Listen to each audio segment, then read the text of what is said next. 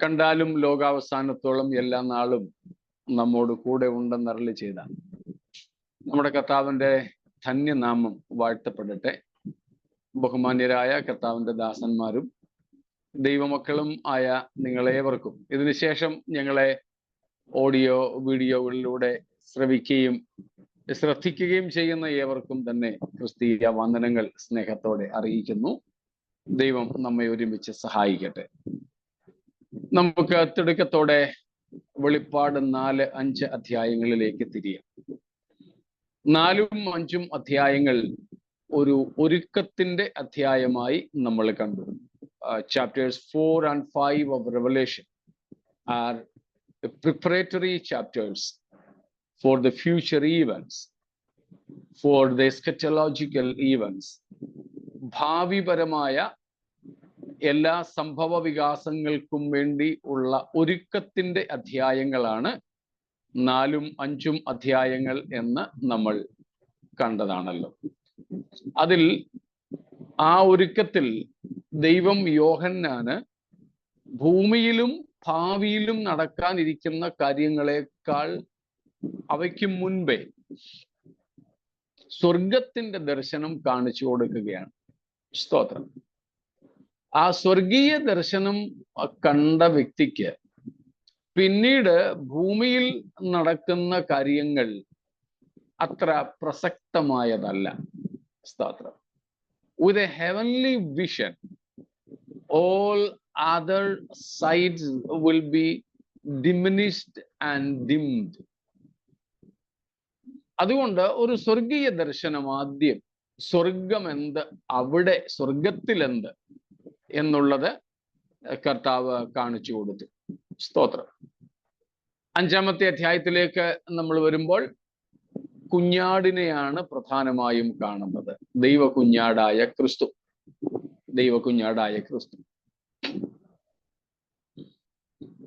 അതിൽ നമ്മള് ഏറ്റവും ഒടുവിൽ കണ്ടത് എന്താണെന്ന് ഓർമ്മ കാണുമായിരിക്കുമല്ലോ. Even in heaven, the cross of Christ will be the very center of worship. Yes. A new song, verse number 10. No, a new song. They were singing a new song. The new song was the song of the cross. The new song in heaven was the song of redemption. The new song in the heavens is the song of the redeemed, the song of the blood washed, the blood bought. The new song in heaven is the song of the love of God. സ്വർഗത്തിൽ ഇതുവരെ കേട്ടുകൊണ്ടിരുന്ന പാട്ട് ദൈവം പരിശുദ്ധൻ പരിശുദ്ധൻ പരിശുദ്ധൻ എന്നുള്ളതായിരുന്നു. എന്നാൽ ഈ പുതിയ പാട്ട് ദൂതന്മാർക്ക് ആർക്കും പാടാൻ കഴിയാത്ത ഒരു പാട്ടാണ്. ദൈവം സ്നേഹമാണെന്നുള്ളത്.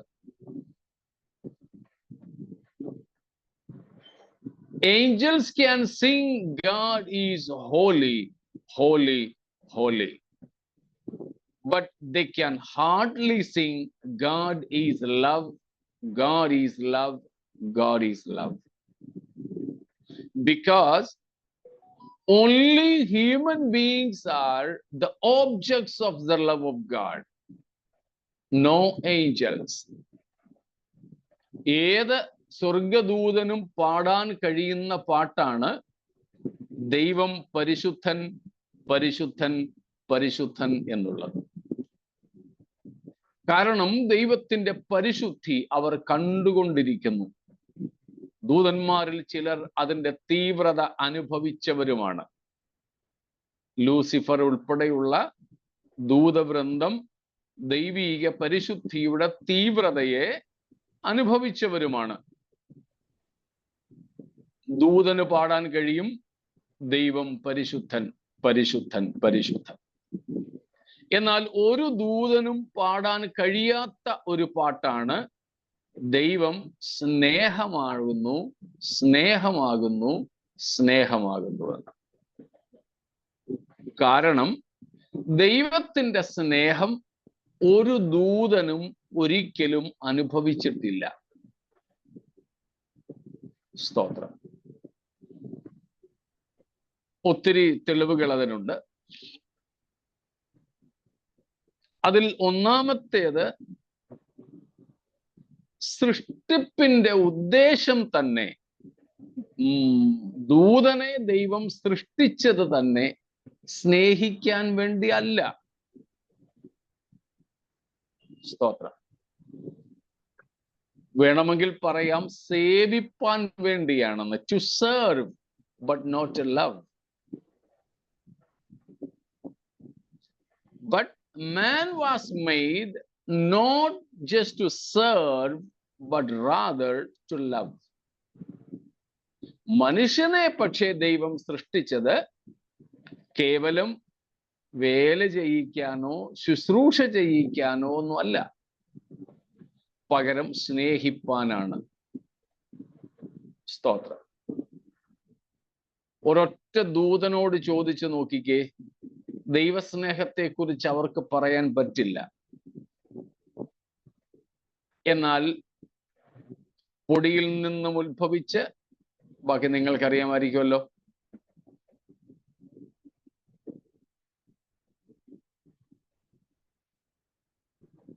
പൊടിയിൽ നിന്നും ചേരുന്ന അല്ല അല്ല അല്ല അതുകൊണ്ട് അത് ആദമിനോട് പറഞ്ഞ ഒരു കാര്യവുമായിട്ട് ബന്ധപ്പെട്ട് ശരിയാണ്.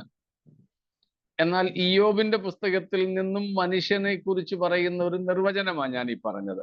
നമ്മൾ ഒത്തിരി പ്രാവശ്യം പറഞ്ഞിട്ടുള്ളത് കൊണ്ട് നിങ്ങൾക്ക് മനഃപ്പാഠമായിരിക്കുമെന്ന് കരുതി ഞാൻ അത്രയും പറഞ്ഞെങ്കിൽ നിർത്തിയതാ. പൊടിയിൽ നിന്നും ഉത്ഭവിച്ച്, പൊടി പണ്ടായിരുന്ന സ്ഥലത്തേക്ക് തന്നെ അല്ല അല്ല അല്ല അല്ല മൺപുരകളിൽ പാർത്ത പുഴു പോലെ അരിഞ്ഞു പോകുന്നു. Very good. പൊടിയിൽ നിന്നും ഉത്ഭവിച്ച് മൺപുരകളിൽ പാർത്ത പുഴു പോലെ ചതഞ്ഞു പോകുന്ന മനുഷ്യൻ. 4:19 ഞാൻ ഈ പറഞ്ഞത്. ജോബ് 4:19. ഒരൊറ്റ ദൂതന് പോലും ദൈവസ്നേഹത്തിന്റെ കഥ പറയാൻ കഴിയാതിരിക്കുമ്പോൾ,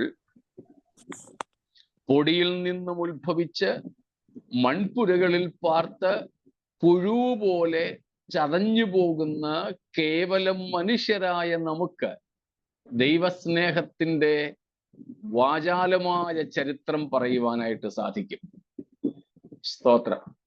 വേറെ ഒരു സൃഷ്ടിക്കും ദൈവസ്നേഹത്തെ പറ്റി പറയാൻ പറ്റില്ല.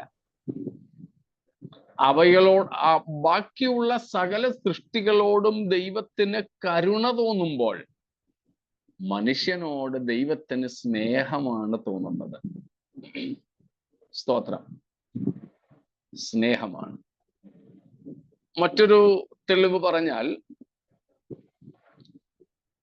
ദൂതന്മാര് പാപം ചെയ്തപ്പോൾ ദൈവം അവർക്ക് മാനസാന്തരത്തിനൊരു അവസരം കൊടുത്തോ? ഇല്ല. പകരം അവർക്ക് വേണ്ടി എന്താണ് ഒരുക്കിയത്?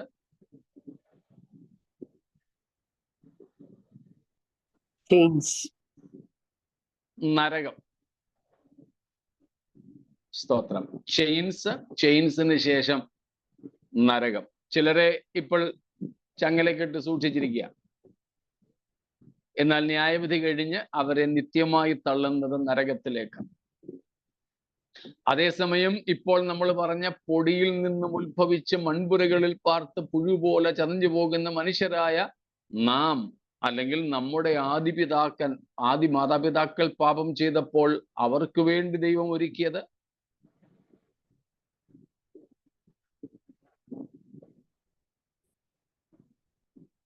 കൽവറി. അതെ, സ്വന്തം പുത്രനെ യാഗമാക്കാൻ, ആ യാഗത്തിലൂടെ നമ്മുടെ വീണ്ടെടുപ്പ്. സ്തോത്രം. അപ്പോൾ ദൂതന്മാർ പാപം ചെയ്തപ്പോൾ അവർക്ക് മാനസാന്തരത്തിന് അവസരം കൊടുത്തില്ല. പക്ഷേ മനുഷ്യൻ പാപം ചെയ്തപ്പോൾ അവന് മാനസാന്തരത്തിന് അവസരം നൽകി. ദൂതന്മാർ പാപം ചെയ്തപ്പോൾ അവർക്ക് വേണ്ടി നിത്യ നരകം ഒരുക്കി. മനുഷ്യൻ പാപം ചെയ്തപ്പോൾ അവന് വേണ്ടി വീണ്ടെടുക്കാനുള്ള കാൽവറി ഒരുക്കി. ദൂതന്മാർ പാപം ചെയ്തപ്പോൾ ന്യായം വിധിക്കുവാനുള്ള ന്യായാധിപനായിട്ട് കർത്താവിനെ നിയമിച്ചു. മനുഷ്യൻ പാപം ചെയ്തപ്പോൾ അവനെ വീണ്ടെടുക്കാനുള്ള വീണ്ടെടുപ്പുകാരനായി യേശുവിനെ നിയമിച്ചു. ഇങ്ങനെ ഒത്തിരി കാര്യങ്ങളുണ്ട്. ഇത്രയും നമുക്ക് മതിയാവുമെന്ന് കരുതുന്നു.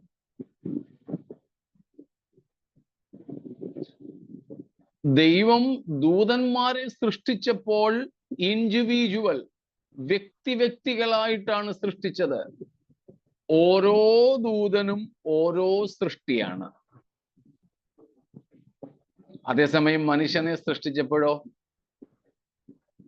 ഒരുവനിൽ നിന്ന് ഭൂലോകത്തിലൊക്കെയും കുടിയിരിക്കേണ്ടതിന് അവൻ മനുഷ്യജാതിയെ ഒക്കെയും ഉളവാക്കി എന്ന് പൗലോസ് അഥേനയിൽ വെച്ച് പ്രസംഗിച്ചു. സൃഷ്ടിപ്പിൽ തന്നെ ആ സ്നേഹ ഉദ്ദേശം, സൃഷ്ടിപ്പിന്റെ ഉദ്ദേശം വെളിപ്പെടുന്നുണ്ട്. കൂടെ വരുന്നുണ്ടോ എല്ലാവരും? സ്തോത്രം. പക്ഷേ ഈ ആദമും ഹവ്വായും പാപം ചെയ്ത് അവരെ തോട്ടത്തിൽ നിന്ന് പുറത്താക്കിയപ്പോൾ അവർ ദൈവസന്നിധിയിൽ അനുദപിച്ചിരുന്നെങ്കിലോ? അവർ അനുദപിച്ചില്ലല്ലോ.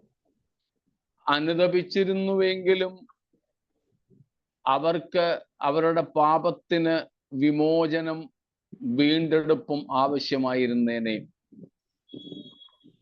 ഇപ്പോൾ നമ്മൾ അനുദപിച്ചു, രക്ഷിക്കപ്പെടുന്നു. അതുകൊണ്ട് രക്ഷിക്കപ്പെടുന്നവരുടെ മക്കൾ, രക്ഷിക്കപ്പെട്ടവരുടെ മക്കൾ പാപമില്ലാത്തവരായിട്ടാണോ ജനിക്കുന്നത്? അല്ല. ആദാമും ഹൗവയും പാപം ചെയ്ത ശേഷം അനുദപിച്ചിരുന്നെങ്കിലും അവർ ആരായി കഴിഞ്ഞിരുന്നു? പാപികൾ ആയി കഴിഞ്ഞിരുന്നു. അതുകൊണ്ട് അതിനു മുമ്പ് ദൈവം നടത്തിയ വിധി, വേർഡിക്റ്റ്, അവരിൽ നടപ്പായേനെ. വ്യക്തിപരമായി അവർക്ക് പാപമോചനം ലഭിച്ചേനെ. പക്ഷേ അവർ പാപികൾ അല്ലാതെ വരില്ലായിരുന്നു. അതാണ് ക്രിസ്തുവും നാമും തമ്മിലുള്ള വ്യത്യാസം. ക്രിസ്തു പാപരഹിതനായി, പാപമില്ലാത്ത പരിശുദ്ധൻ. നമ്മൾ പാപമോചനം പ്രാപിച്ചവരും പാപം ഉള്ളിൽ വസിക്കുന്നവരുമായ വിശുദ്ധന്മാർ. നമ്മുടെ ഈ ഒരവസ്ഥയിലേക്ക് ആദം ഹവ്വമാർക്ക് അങ്ങനെയെങ്കിൽ എത്താമായിരുന്നു. പക്ഷേ അവർ പാപികൾ അല്ലാതെ ആയിത്തീരില്ലായിരുന്നു അനുദപിച്ചിരുന്നെങ്കിൽ. അതുകൊണ്ടാണ് ഇത് മുന്നറിഞ്ഞ ദൈവം ഈ പാപം സംഭവിക്കുന്നതിന് മുൻപ് തന്നെ അവരെ വീണ്ടെടുക്കാനുള്ള പദ്ധതിയും വീണ്ടെടുപ്പുകാരനെയും ലോക സൃഷ്ടിക്ക് മുമ്പ് തന്നെ ഒരുക്കി നിർത്തിയിരുന്നത്. സ്തോത്രം.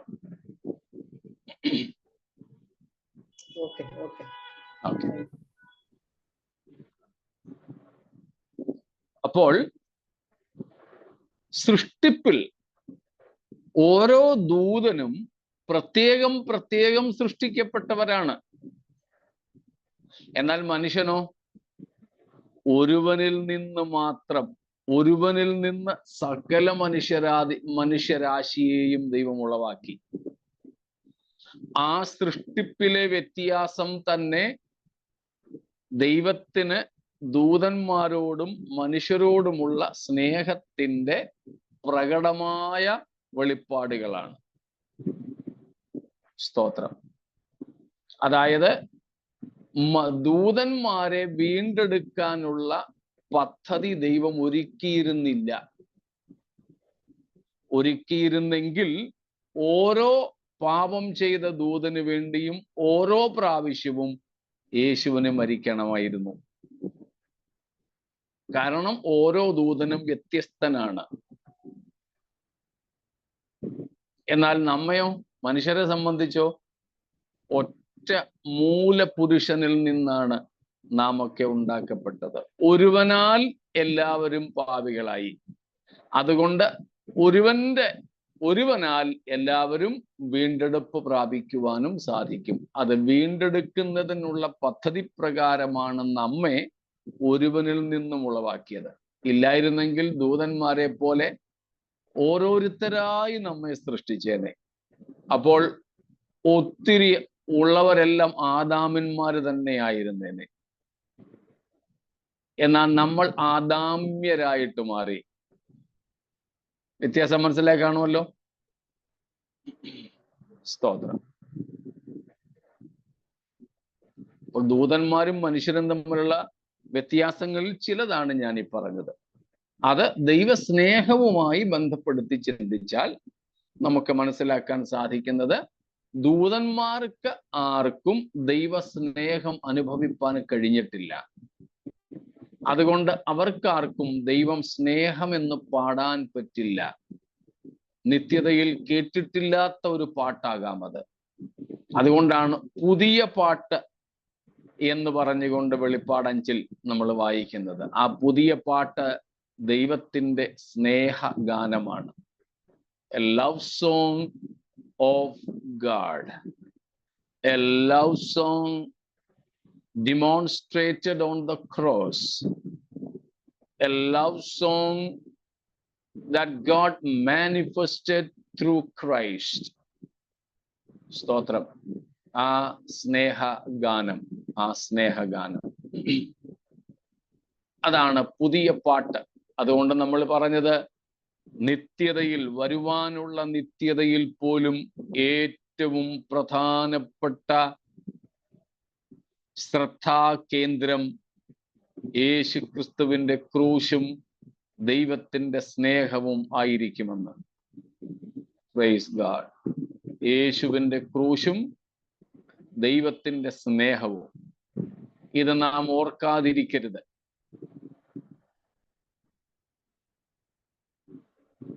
ഇത് നാം അറിയാതിരിക്കരുത്.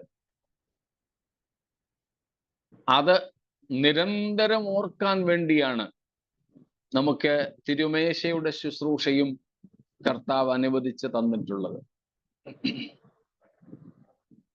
നാം ക്രൂശിനെ നിരന്തരം ഓർക്കണം. വെറും ഒരു ചടങ്ങായിട്ട് അത് തീരരുത്. നമ്മുടെ പാട്ട് ക്രിസ്റ്റോസെൻട്രിക് ആൻഡ് ക്രോസ് സെൻട്രിക് ആയിരിക്കണം. നമ്മുടെ പാട്ടുകൾ, നമ്മുടെ ആരാധനകളൊക്കെ ക്രൂശ് കേന്ദ്രീകൃതമായത്, ക്രിസ്തു കേന്ദ്രീകൃതമായതായിരിക്കണം.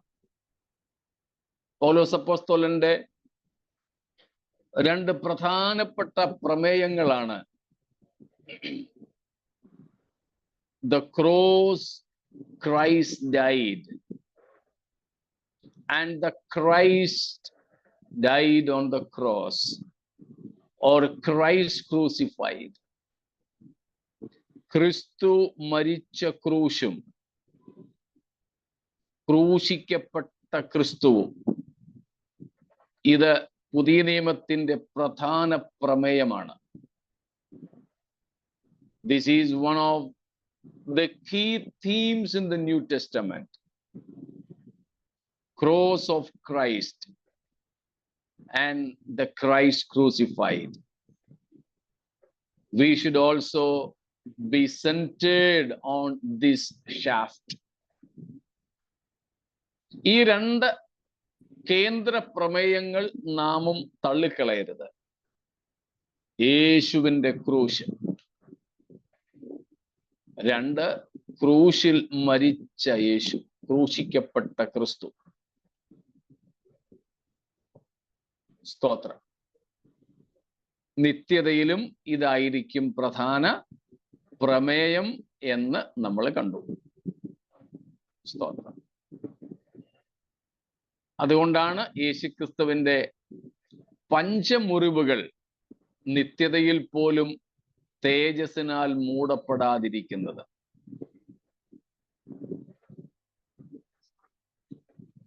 ഇന്ന് നമ്മള് യോഹന്നാൻ 17-ാം അധ്യായം ശ്രദ്ധിച്ചല്ലോ. അതിന്റെ അവസാന ഭാഗങ്ങളിലും ആദ്യ ഭാഗത്തും യേശു പ്രാർത്ഥിക്കുന്നുണ്ട്, എനിക്ക് ലോക സൃഷ്ടിക്ക് മുമ്പേ പിതാവേ അങ്ങയുടെ അടുക്കൽ ഉണ്ടായിരുന്ന മഹത്വത്തിൽ എന്നെ മഹത്വപ്പെടുത്തണമേ. The pre-eminent glory of Christ. സകല സൃഷ്ടിക്ക് മുമ്പേ ക്രിസ്തുവിനുണ്ടായിരുന്ന മഹത്വം. സ്തോത്രം. പിന്നീട് പ്രാർത്ഥിക്കുന്നുണ്ട്, നീ എനിക്ക് തന്നിട്ടുള്ള മഹത്വം എനിക്കുള്ളവർ കാണേണ്ടതിന് ഞാൻ ഇരിക്കുന്ന ഇടത്ത് ഇവരും ഇരിക്കണമെന്ന് ഞാൻ ആഗ്രഹിക്കുന്നു. അപ്പോൾ രണ്ടു ഭാഗത്തെങ്കിലും കുറഞ്ഞത് യേശു എടുത്തു പറയുന്നുണ്ട്, പിതാവിന്റെ സന്നിധിയിൽ യേശുവിന് ഉണ്ടായിരുന്ന മഹത്വവും വീണ്ടും പ്രാപിപ്പാൻ പോകുന്ന മഹത്വവും. പക്ഷെ ആ തേജസ്സിന് പോലും മറയ്ക്കുവാൻ കഴിയാത്ത മുറിവുകളാണ് യേശുവിന്റെ ശരീരത്തിൽ നിത്യത മുഴുവനും നിലനിൽക്കുന്നത്. മറ്റൊന്നിനും വേണ്ടിയല്ല, നിത്യതയിലും നാം ക്രൂശിനെ ധ്യാനിക്കുവാൻ വേണ്ടിയാണ്. കഴിഞ്ഞ ദിവസം പറഞ്ഞതുപോലെ ബാക്കി എല്ലാ പാട്ടുകളും ഇവിടം കൊണ്ട് തീരും. പ്രത്യാശയുടെ പാട്ടും ഇവിടം കൊണ്ട് തീരും. വിശ്വാസത്തിന്റെ പാട്ട് ഇവിടം കൊണ്ട് തീരും. സ്തോത്രം. കർത്താവിനെ കണ്ടു കഴിഞ്ഞാൽ പിന്നെ നമുക്ക് വിശ്വാസത്തിന്റെ ആവശ്യമില്ല, പ്രത്യാശയുടെ ആവശ്യവും ഇല്ല. പ്രത്യാശയും വിശ്വാസവും അവിടം കൊണ്ട് പൂർണ്ണമാകുന്നു. പക്ഷെ പിന്നെയും തുടരുന്നത് എന്തുമാത്രം? Love of God. ലവ്, സ്നേഹം. Praise God. ദൈവത്തിന്റെ സ്നേഹം. അതുകൊണ്ടാണ് പൗലോസ് പറഞ്ഞത്, വിശ്വാസം, പ്രത്യാശ, സ്നേഹം, ഇവ മൂന്നും നിലനിൽക്കുന്നു, എങ്കിലും ഇവയിൽ വലിയത് സ്നേഹം തന്നെ. കർത്താവിനെ നാം കണ്ടുമുട്ടുന്നതോടുകൂടെ, നാം ദൈവരാജ്യത്തിൽ എത്തുന്നതോടുകൂടെ വിശ്വാസവും പ്രത്യാശയും പൂർണ്ണമാകുകയാണ്. പിന്നെ രണ്ടിന്റെ ആവശ്യമില്ല. കണ്ടു കഴിഞ്ഞാൽ പിന്നെ വിശ്വസിക്കേണ്ട ആവശ്യമില്ലല്ലോ. സ്തോത്രം. നേടിക്കഴിഞ്ഞാൽ, കിട്ടിക്കഴിഞ്ഞാൽ പിന്നെ ഇനിയും പ്രത്യാശിക്കണ്ടല്ലോ, ലഭിച്ചു കഴിഞ്ഞു. പക്ഷെ വീണ്ടും സ്നേഹം തുടരുകയാണ്. സ്തോത്രം. അതുകൊണ്ടാണ് പണ്ടും നമ്മൾ ചിന്തിച്ചിട്ടുള്ളത്, ദൈവത്തിന് സേവ ചെയ്യുന്നവരെ അല്ല, സേവിതന്മാരെ അല്ല, സ്നേഹിക്കുന്നവരെയാണ് വേണ്ടത്. സ്തോത്രം. Still, God is in search of people who would acknowledge the love of God. People who would be grateful for the love of God. God is still in search of people who would love Him more than anything. And still God is seeking for people who would spread His love even among other people. മറ്റുള്ളവരുടെ ഇടയിലും ഈ സ്നേഹത്തെ വിളംബരം ചെയ്യുന്നവരെയും കർത്താവിന് ആവശ്യമുണ്ട്. കർത്താവ് ആരെയാണ് അന്വേഷിക്കുന്നത്? ദൈവസ്നേഹത്തെ ഗ്രഹിച്ചറിയുന്നവരെ. 2, ഇത്ര വലിയ സ്നേഹനിമിത്തം ദൈവത്തോട് നന്ദിയുള്ളവരെ. 3, തിരിച്ച് ദൈവത്തെ മറ്റെന്തിനേക്കാളും അധികം സ്നേഹിക്കുന്നവരെ ദൈവത്തിന് വേണം. 4, ഈ സ്നേഹത്തെ മറ്റുള്ളവരോട് പങ്കുവയ്ക്കുന്നവരെ. ഈ 4 കൂട്ടരായി നമ്മൾ തീരട്ടെ എന്ന് ഞാൻ ആഗ്രഹിക്കുന്നു. ഇവിടെ ഭൂമിയിൽ വെച്ച് തന്നെ. സ്തോത്രം. ഇത്രയും കാര്യങ്ങൾ നമ്മൾ പഠിച്ചതിൽ എന്തെങ്കിലും വിശദീകരണം ആവശ്യമുണ്ടെങ്കിൽ ചോദിച്ചാട്ടെ.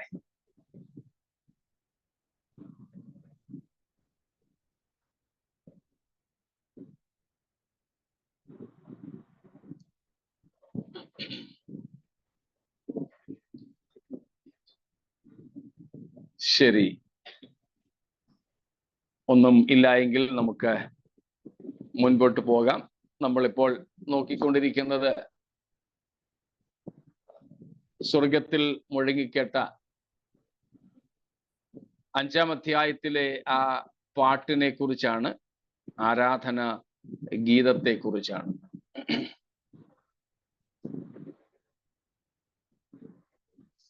അതിൽ നമ്മൾ കണ്ടു 4 ജീവികൾ, 24 മൂപ്പന്മാരും ദൂത സഞ്ചയങ്ങളും സകല സൃഷ്ടിയും പങ്കുചേരുന്നുവെന്ന്. സ്തോത്രം. സകല സൃഷ്ടിയും പങ്കുചേരുന്നു. അത്രയും കാര്യങ്ങൾ നമ്മൾ കണ്ടു. അതിൽ വീണ്ടും നമ്മൾ എടുത്തു പഠിച്ചത് പുതിയ പാട്ട് എന്നുള്ളതായിരുന്നു. പുതിയ പാട്ട്. ഇനി നമുക്ക് അതിൻ്റെ പുതിയ പാട്ട് ബൈബിളിലെ ഒരു പുതിയ ഒരു പ്രധാനപ്പെട്ട പ്രമേയവും കൂടെയാണ് കേട്ടോ. സ്തോത്രം. നമുക്ക് വളരെ പരിചയമുള്ള, നമ്മൾ പാടാറും പറയാറുമുള്ള 40-ാം സങ്കീർത്തനം. ഞാൻ യഹോവയ്ക്കായി കാത്തിരുന്നു. യഹോവ എങ്കിലേക്ക് ചാഞ്ഞ് എൻ്റെ നിലവിളി കേട്ടു. അവൻ എന്നെ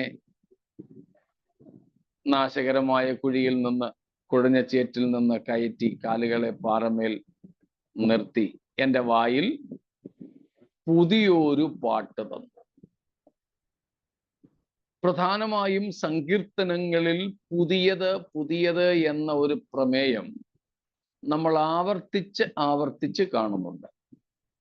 ആവർത്തിച്ച് കാണുന്നുണ്ട് പുതിയത് എന്ന ഒരു പ്രമേയം. ഒത്തിരി ഭാഗങ്ങളിൽ നമുക്ക് കാണുവാൻ സാധിക്കുന്നുണ്ട്. യഹോവയ്ക്കൊരു പുതിയ പാട്ട് പാടുവീൻ. സ്തോത്രം. അങ്ങനെ ഒരു പുതുക്കം, ഒരു പുതുമ പുതുതായി പൊതുവെ നാം നമ്മുടെ സങ്കീർത്തന പുസ്തകത്തിൽ കാണുന്നുണ്ട്.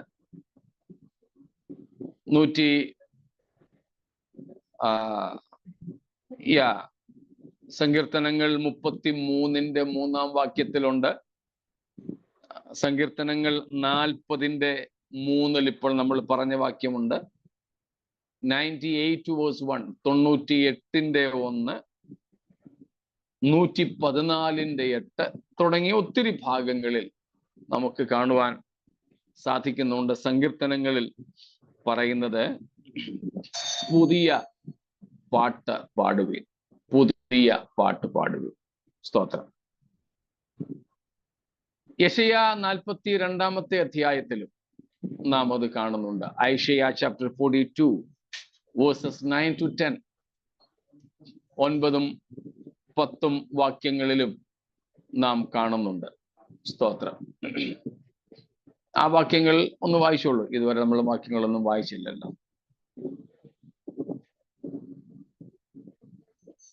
42, 9 and 10. പണ്ട് പ്രസ്താവിച്ചത് ഇതാ സംഭവിച്ചിരിക്കുന്നു, ഞാൻ പുതിയത് അറിയിക്കുന്നു, അത് ഉത്ഭവിക്കും മുമ്പേ ഞാൻ നിങ്ങളെ കേൾപ്പിക്കുന്നു. സമുദ്രത്തിൽ സഞ്ചരിക്കുന്നവരും അതിലുള്ള സകല ദ്വീപുകളും അവയിലെ നിവാസികളുമായുള്ളവരെ, യഹോവയ്ക്ക് ഒരു പുതിയ പാട്ടും ഭൂമിയുടെ അറ്റത്തു നിന്ന് അവന് സ്തുതിയും പാടുവിൻ.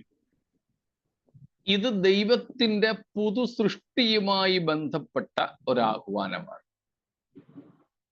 God is going to do something new. Even a new creation is expected. And therefore it is said, sing a new song unto the Lord. സ്തോത്രം. ഒരു പുതിയ പാട്ട്, പുതിയ സൃഷ്ടിയുമായി ബന്ധപ്പെട്ടാണ്. പുതിയ സൃഷ്ടിയുമായി ബന്ധപ്പെട്ട്. അപ്പോൾ ദൈവം പുതുതായി ചിലത് ചെയ്യുന്നു, ദൈവം പുതിയത് നമ്മുടെ ജീവിതത്തിൽ ചിലത് തരുന്നു എന്നൊക്കെയുള്ള ആശയങ്ങൾ വളരെയായിട്ട് ഉണ്ട്. സ്തോത്രം. നമ്മള് 2 പദങ്ങളുമൊക്കെ അതിനോട് ചേർത്ത് വെച്ച് നേരത്തെ പഠിച്ചിരുന്നല്ലോ, നിയോസും കെയ്നോസും ഒക്കെ.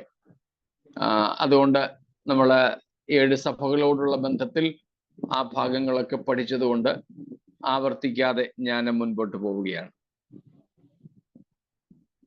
ഇനി നമുക്ക് 9, 10 വാക്യങ്ങളിൽ 4 ജീവികളുടെയും മൂപ്പന്മാരുടെയും പാട്ട് കേൾക്കാം. വെളിപ്പാട് പുസ്തകം 5-ാമത്തെ അധ്യായത്തിൽ.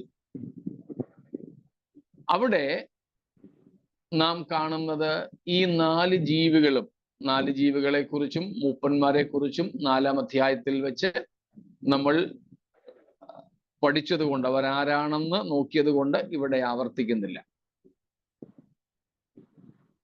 ഈ 4 ജീവികളും മൂപ്പന്മാരും കുഞ്ഞാടിനെ പാടി മഹത്വപ്പെടുത്തുകയാണ്. സ്തോത്രം. ആ വാക്യങ്ങൾ ഒന്ന് വായിച്ചോളൂ. 9, 10. പുസ്തകം വാങ്ങുവാനും അതിന്റെ മുദ്ര പൊട്ടിപ്പാനും നീ യോഗ്യൻ. നീ അറുക്കപ്പെട്ട് നിന്റെ രക്തം കൊണ്ട് സർവ്വഗോത്രത്തിലും ഭാഷയിലും വംശത്തിലും ജാതിയിലും നിന്നുള്ളവരെ ദൈവത്തിനായി വിലയ്ക്ക് വാങ്ങി. ഞങ്ങളുടെ ദൈവത്തിന് അവരെ രാജ്യവും പുരോഹിതന്മാരുമാക്കി വെച്ചു. അവർ ഭൂമിയിൽ വാഴുന്നു എന്നൊരു പുതിയ പാട്ട് അവർ പാടുന്നു. പുതിയ പാട്ട് അവർ പാടുന്നു. എന്താണ് അവരുടെ പാട്ടിന്റെ പ്രമേയം? The content of their new song.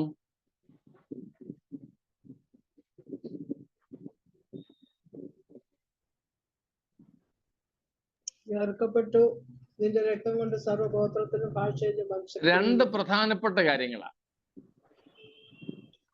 പ്രധാന ചിന്താ വിഷയങ്ങൾ അവിടെ ഉള്ളത് 2 കാര്യങ്ങളാണ്. Redeemer and redemption.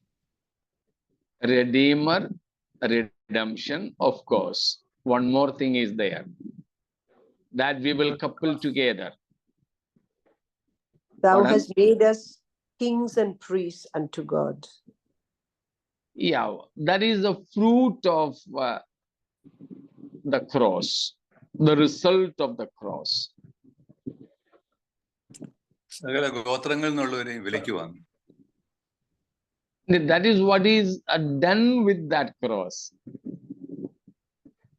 He is worthy to take the scroll and open it. Yes, you are worthy. 2 കാര്യങ്ങളാണ് അവിടുത്തെ ആരാധനയിൽ, ആ പാട്ടിൽ, ആ സ്തുതിഗീതത്തിൽ പ്രധാനമായും ഉൾപ്പെടുത്തിയിട്ടുള്ളത്. ഒന്ന്, കുഞ്ഞാടേ നീ യോഗ്യൻ. You are worthy, O Lamb of God.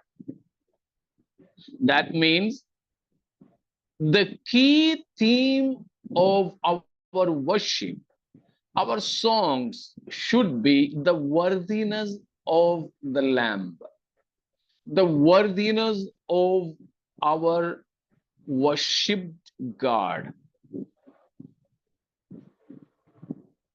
Second one, what did he do, especially in relation with our redemption? സ്തോത്രം. ഈ 2 കാര്യങ്ങൾ നമുക്ക് വളരെ മാതൃകകളാണ്. നമ്മുടെയും ആരാധനകളുടെ പുനഃക്രമീകരണങ്ങളിൽ ഇവകൾ ഉൾപ്പെടണം. സ്തോത്രം. ഏറ്റവും പ്രധാനം, ആരാധനയിലെ ഏറ്റവും പ്രധാന ഘടകം എന്തായിരിക്കണം? ആരാധ്യന്റെ യോഗ്യതയെ തിരിച്ചറിയുന്നതായിരിക്കണം. നീ യോഗ്യൻ, നീ യോഗ്യൻ. ഇനി എന്തിനൊക്കെ യോഗ്യൻ എന്ന് പറഞ്ഞു പോവുകയാണെങ്കിൽ നീണ്ടൊരു പ്രസംഗ പരമ്പരയായിട്ട് തീരും. അതുകൊണ്ട് ഞാൻ അതിൽ നിന്ന് പിന്മാറുന്നു. സ്തോത്രം. കുഞ്ഞാടേ നീ യോഗ്യൻ. നമ്മുടെ ആരാധ്യന്റെ യോഗ്യതയെ നാം തിരിച്ചറിയണം. എന്തിനെല്ലാം അവൻ യോഗ്യനാണ് എന്നുള്ളത്. എന്താണ് അവന്റെ യോഗ്യതയെന്നും, for what all things our God is worthy, and why he is worthy, what makes him worthy. ഈ രണ്ട് കാര്യങ്ങളെങ്കിലും നാം ഓർക്കണം. എന്തിനെല്ലാം അവൻ യോഗ്യൻ, എന്തുകൊണ്ട് അവൻ യോഗ്യൻ. സ്തോത്രം. നമ്മുടെയും ആരാധനകളിലെ പ്രധാനപ്പെട്ട ഘടകം ഇതായിരിക്കണം. പക്ഷെ നമ്മുടെയൊക്കെ പാട്ടിലും ആരാധനയിലും പ്രധാന വിഷയം എന്തുവാ?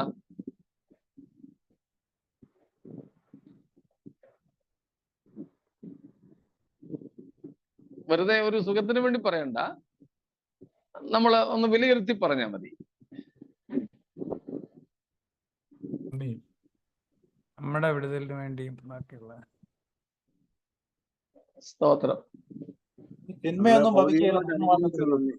ഭൗതികമായിട്ട് ഉയർത്തിയതിനും നന്ദി. സ്തോത്രം. അതെ, മിക്കപ്പോഴും നമ്മുടെ പാട്ടുകളുടെയൊക്കെ ഭൂരിപക്ഷം പാട്ടുകളുടെയും സ്തുതി സ്തോത്രങ്ങളുടെയും മുഖ്യ വിഷയം ഇത് തന്നെയാണ്. ഭൗതിക നന്മ, നന്മയല്ലാതൊന്നും ചെയ്തിടാത്തവൻ, ഭൗതിക ഉയർച്ചകൾക്ക് നന്ദി, സൗഖ്യത്തിന് നന്ദി, ആരോഗ്യത്തിന് നന്ദി, ജോലിക്ക് നന്ദി. അതിനൊക്കെ വേണ്ടി സ്തോത്രം ചെയ്തോ, ഒന്നും കുറയ്ക്കരുത്, ഒട്ടും കുറയ്ക്കണ്ട.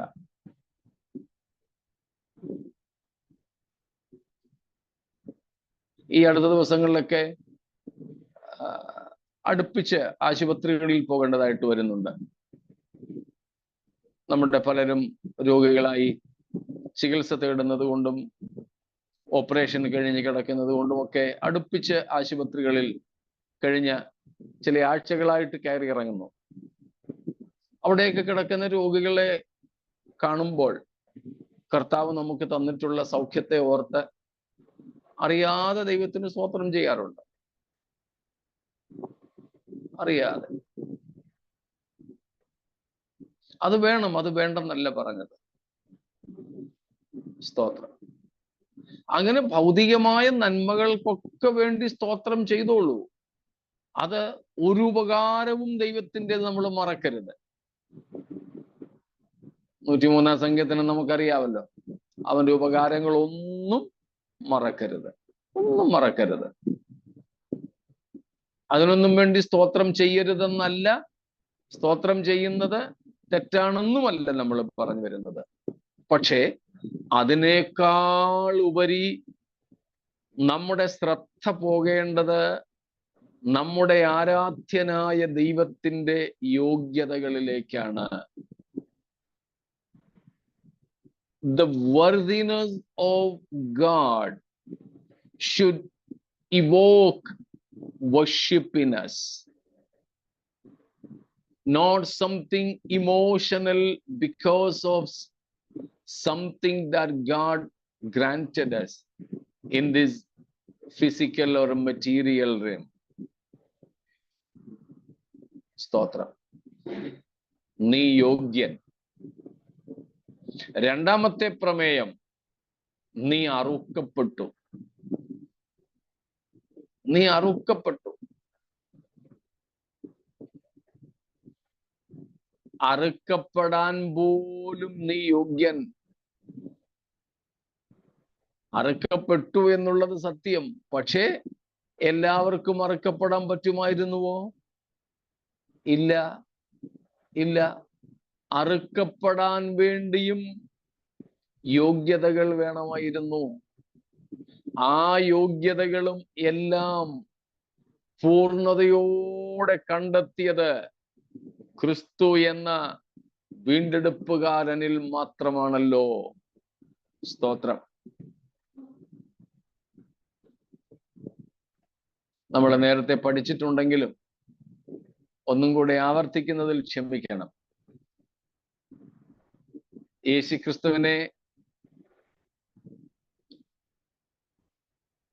5 കോടതികളിൽ 6 പ്രാവശ്യമെങ്കിലും വിസ്തരിച്ചത് നമുക്കറിയാം. 3 മതകോടതികളിലും 2 സിവിൽ കോടതികളിലും. സിവിലോ ക്രിമിനലോ ഒക്കെ എന്ന് നമുക്ക് പറയാം.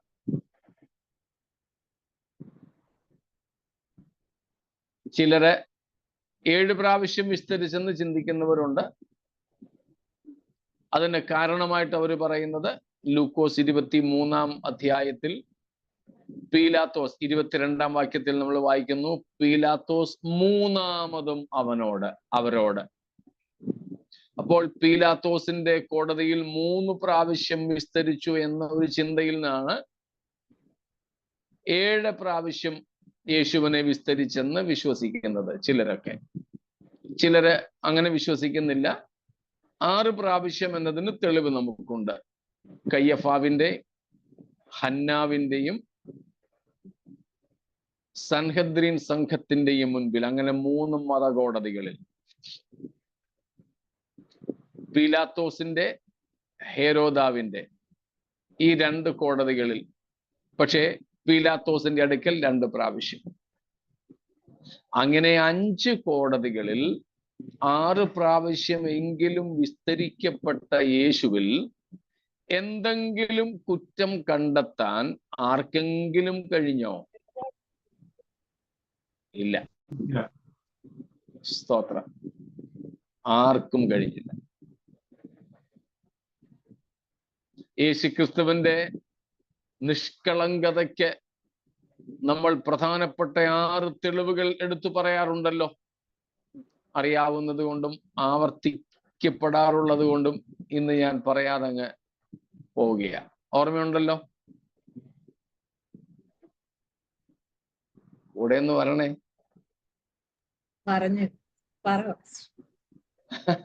ഇനി പറയണോ? സ്തോത്രം. He did no sin. 1 Peter 2:21-22. അവൻ പാപം ചെയ്തിട്ടില്ല. He knew no sin. 2 Corinthians 5:21. 2 Corinthians 5:21. പാപം അവൻ അറിഞ്ഞിട്ടില്ല. 3, in him there was no sin.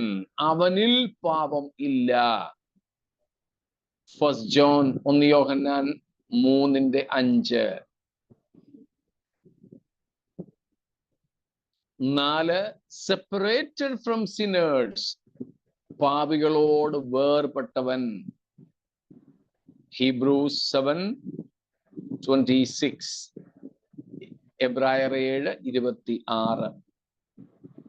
പാപികളോട് വേർപെട്ടവൻ. അടുത്ത 2 എണ്ണത്തിന് റെഫറൻസ് ഇല്ലെന്നുള്ളത് നമുക്കറിയാമല്ലോ. റെഫറൻസ് ഉണ്ടെങ്കിൽ തരണമെന്നാണ് ഞാൻ പറഞ്ഞിട്ടുള്ളത്. എന്തൊക്കെയാ? അടുത്തത് 5-ാമത്തെയും 6-ാമത്തെയും. He never prayed for forgiveness. യേശു ഒരിക്കലും പാപക്ഷമയ്ക്ക് വേണ്ടി പ്രാർത്ഥിച്ചിട്ടില്ല. പാപക്ഷമയ്ക്ക് വേണ്ടി, സ്വന്തം പാപക്ഷമയ്ക്ക് വേണ്ടി പ്രാർത്ഥിക്കേണ്ട വരാഞ്ഞവനാണ് ക്രിസ്തു. സ്തോത്രം.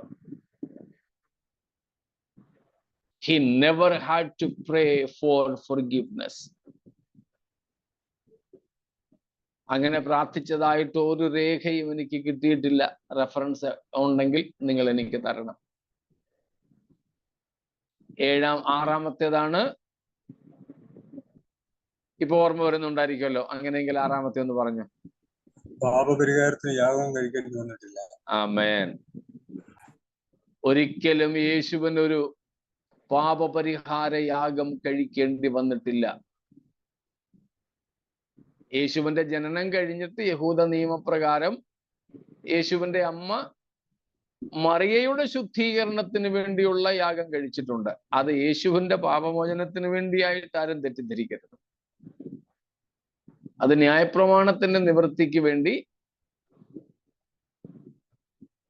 പ്രസവിച്ച സ്ത്രീയുടെ ശുദ്ധീകരണ നിയമം അനുസരിച്ച് ചെയ്ത ഒരു യാഗമാണ്, അല്ലാതെ പാപമോചനത്തിന് വേണ്ടിയുള്ളതല്ലത്. That was a ceremonial cleansing. അതിനു വേണ്ടിയാ. നമ്മുടെ ഇടയിലും പ്രസവം കഴിഞ്ഞവരെ എത്ര 56 ദിവസമോ ഒക്കെ അങ്ങനെയൊക്കെ ഒരു കണക്കുണ്ടല്ലോ നമ്മുടെ ഇടയിലും. അതുപോലെയുള്ള ഒരു ശുദ്ധീകരണം മാത്രമായിരുന്നു അത്, പാപമോചനവുമായി ബന്ധപ്പെട്ടല്ല. അപ്പോൾ ഈ 6 കാര്യങ്ങളും യേശുക്രിസ്തുവിന്റെ ക്രൂശിക്കപ്പെടുവാനുള്ള യോഗ്യതകളെ വെളിപ്പെടുത്തുന്ന കാര്യങ്ങളാണ്. സ്തോത്രം. കുഞ്ഞാടേ, നീ യോഗ്യൻ, നീ അറുക്കപ്പെട്ടു, അറുക്കപ്പെടുവാനും കൂടെ നീ യോഗ്യനാണ്. വേറെ ആരും അതിന് യോഗ്യരായിട്ടില്ല. സ്തോത്രം. നമുക്കറിയാമല്ലോ, കഴിയുമെങ്കിൽ നിങ്ങൾ മത്തായി, മർക്കോസ്, ലൂക്കോസ്, യോഹന്നാനിൽ നിന്ന് യേശുക്രിസ്തുവിന്റെ അവസാന ആഴ്ചയിലെ സംഭവങ്ങളെക്കുറിച്ച്, അനുഭവങ്ങളെക്കുറിച്ച് ഒരു നോട്ട്സ് ഉണ്ടാക്കുന്നത് നല്ലതായിരിക്കും. പ്രത്യേകിച്ച് കർത്താവിന്റെ ദാസന്മാരായി നമുക്ക് അത് പ്രസംഗിക്കാനും പഠിപ്പിക്കാനും ഒക്കെ സഹായകവുമാകും. കുറഞ്ഞപക്ഷം തിരുവത്താഴ സമയങ്ങളിലെങ്കിലും നമുക്കതൊക്കെ ജനത്തെ ഉപദേശിക്കാം, പഠിപ്പിക്കാം. The last week of Jesus on earth, ക്രൂശീകരണത്തിന് മുൻപുള്ള യേശുക്രിസ്തുവിന്റെ അവസാനത്തെ ഒരാഴ്ച, beginning with the triumphal entry into the city. യെരൂശലേം വിശുദ്ധ നഗരത്തിലേക്കുള്ള യേശുക്രിസ്തുവിന്റെ ജയകരമായ പ്രവേശനത്തോടുകൂടെ അത് ആരംഭിക്കുന്നു. സ്തോത്രം. എന്നിട്ട് അടുത്ത ഒരാഴ്ച യേശു യെരൂശലേമിൽ തന്നെ ആയിരുന്നു. എന്തിനു വേണ്ടിയാ? സ്തോത്രം. എന്തിനു വേണ്ടിയാണ്? To be slain. To be Slain. ക്രൂശീകരണത്തിന് വേണ്ടിയുള്ള ഒരു ഓക്കെ. അല്പവും കൂടെ yeah, to be slain, of course, but before that കുറച്ചും കൂടെ കൃത്യതയോടെ പറഞ്ഞാൽ കഷ്ടാനുഭവം. It is true, it was to be crucified, it was to be slain, and all those things are right. But to be more specific, എന്തോ അവരുടെ മുമ്പിൽ വെളിപ്പെടുത്താൻ വേണ്ടി താൻ ആരാണെന്ന്. Okay, good. You are coming to the point. തന്റെ യോഗ്യത കാണിക്കാൻ, തന്റെ ക്രൂശീകരണത്തിന് യോഗ്യനാണെന്ന്. യെരൂശലേമിലാണ് മഹാപുരോഹിതന്മാരും പുരോഹിത വർഗവും. യേശുവിന്റെ ശുശ്രൂഷ പൊതുവെയും അധികവും നടന്നത് കഫർന്നഹൂമിലാണ്, അല്ലെങ്കിൽ ഗലീലയില. എന്നാൽ ഈ ലാസ്റ്റ് വീക്ക്, അവസാന ആഴ്ചയിൽ യേശു യെരൂശലേമിലേക്ക് വന്നു. He made himself available unto the religious leaders of Judaism to check him whether or not he is worthy to be slain or to be offered. അതായത് പെസഹ കുഞ്ഞാടിനെ അറക്കുമ്പോൾ 4 ദിവസം മാറ്റി നിർത്തുമല്ലോ. Absolutely. തിരുവത്താഴ സമയങ്ങളിലൊക്കെ നമ്മൾ കേൾക്കാറുള്ള ഒരു സന്ദേശമാണ് യേശു ക്രിസ്തുവിൽ ഇസ്രായേലിന്റെ പെസഹ എന്ന ഉത്സവം എങ്ങനെയാണ് പൂർത്തീകരിച്ചതെന്ന്. അതിലെ ഒരു പ്രധാന ഘടകമാണ് ആദ്യ മാസം 10-ാം തീയതി ആട്ടിൻകുട്ടി എടുക്കണം, 14-ാം തീയതി വരെ വീട്ടിൽ നിർത്തണം. എന്തിനാ? ഈ 4 ദിവസം കൊണ്ട് കുറെ കൂടെ തീറ്റ കൊടുത്ത് കൊഴുപ്പിക്കാനാണോ? അല്ല, വല്ല ഊനവും ഉണ്ടോ എന്ന് ചോദിക്കാൻ. ഈ 4 ദിവസം അതിനെ വളരെ ചേർത്ത് നിർത്തി പരിശോധിക്കുകയാണ് വേണ്ടത്. ഊനമില്ലാത്തതാണെന്ന് ഉറപ്പുവരുത്താൻ. To make it sure that this lamb is worthy to be offered. അതുപോലെ അത് ഒരു കുടുംബത്തിന് വേണ്ടി ഒരു ആടിനെ അറുക്കുമ്പോൾ കുടുംബക്കാര് ചെയ്താൽ മതിയായിരുന്നു. ഇപ്പോൾ യേശു എന്ന കുഞ്ഞാട് ഏതെങ്കിലും ഒരു കുടുംബത്തിൻ്റെതാണോ? അല്ല, സകല ലോകത്തിനും വേണ്ടി ഇപ്പോൾ യാഗമാകാൻ പോവുകയാണ്. യേശു യോഗ്യനാണെന്ന് തിരിച്ചറിയേണ്ടത് 1 മതനേതൃത്വം, 2 അന്നത്തെ രാഷ്ട്രീയ അല്ലെങ്കിൽ നീതി പീഠം, രാഷ്ട്രീയ നേതൃത്വം. അവരുടെ അടുക്കൽ യേശു തന്നെ കൊണ്ട് കാണിച്ചതു, ദാ അറുക്കപ്പെടാനുള്ള കുഞ്ഞാടാണ് ഞാൻ, നോക്കിക്കോ, എന്നിൽ വല്ല ഊനവും ഉണ്ടെങ്കിൽ നിങ്ങൾ പരിശോധിക്കൂ. അവർ അടുത്ത ഒരാഴ്ച യേശുവിനെ പരിശോധിച്ചു. ഏറ്റവും ഒടുവിൽ പിടിച്ചു നിർത്തി വിസ്തരിച്ചു. പക്ഷേ നമ്മൾ കണ്ടു, അവനിൽ ഒരു തെറ്റും ഊനവും കണ്ടില്ല. സ്തോത്രം. പീലാത്തോസ് ഏറ്റവും ഒടുവിൽ ലൂക്കോസ് 23-ാം അധ്യായം 4, 15, 22 വാക്യങ്ങളിലായി പറഞ്ഞു, ഇവൻ മരണയോഗ്യമായതൊന്നും ചെയ്തിട്ടില്ല. സ്തോത്രം. ലോക ചരിത്രത്തിൽ എവിടെയെങ്കിലും ഉണ്ടോ കുറ്റമില്ലാത്തവനെന്ന് വിസ്തരിച്ച് കുറ്റമില്ലാത്തവനെന്ന് തെളിഞ്ഞിട്ടും ക്യാപിറ്റൽ പണിഷ്മെന്റ്, വധശിക്ഷയ്ക്ക് വിധിച്ചത്? ലോക ചരിത്രത്തിലില്ല, നീതിന്യായ വ്യവസ്ഥയിലില്ല. യേശുവിന്റെ മാത്രം കേസിലേ ഉള്ളൂ. അത് തെറ്റാണോ? ലോകപ്രകാരം തെറ്റാ സംഭവിച്ചത്. കുറ്റമില്ലെന്ന് വിധിച്ചിട്ട് കുറ്റവാളിയെ പോലെ മരണശിക്ഷയ്ക്ക് വിധിച്ചു. ലോകപ്രകാരം അത് തെറ്റാണ്. ലോക നീതി വ്യവസ്ഥയ്ക്കനുസരിച്ച് തെറ്റാണ്. പക്ഷേ ദൈവ വ്യവസ്ഥയ്ക്കനുസരിച്ച് വളരെ കൃത്യമായ ഒരു വിധിയും ഒരു കൃത്യമായ ശിക്ഷ നടപ്പാക്കലുമാണ് നടന്നിട്ടുള്ളത്. കാര്യം എന്താ?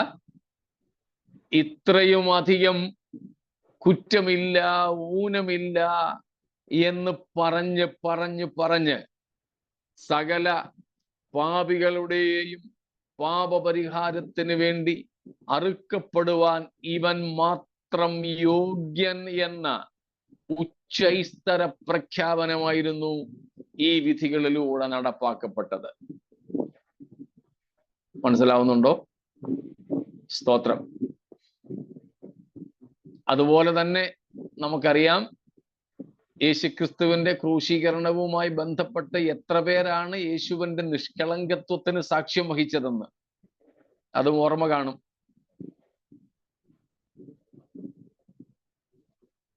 ഓർമ്മയുണ്ടോ? പീലാത്തോസിന്റെ ഭാര്യ, പീലാത്തോസ്, പടയാളികളിൽ ഒരുവൻ, ഇവരെല്ലാം പറഞ്ഞു ഇവനിൽ ഒരു കുറ്റം. ഇവൻ എത്ര പേരുണ്ട് മൊത്തം? 7 പേര്. 6 പേര്. Good. Mister pilot, Mrs pilot, Herod, Judas Iscariot,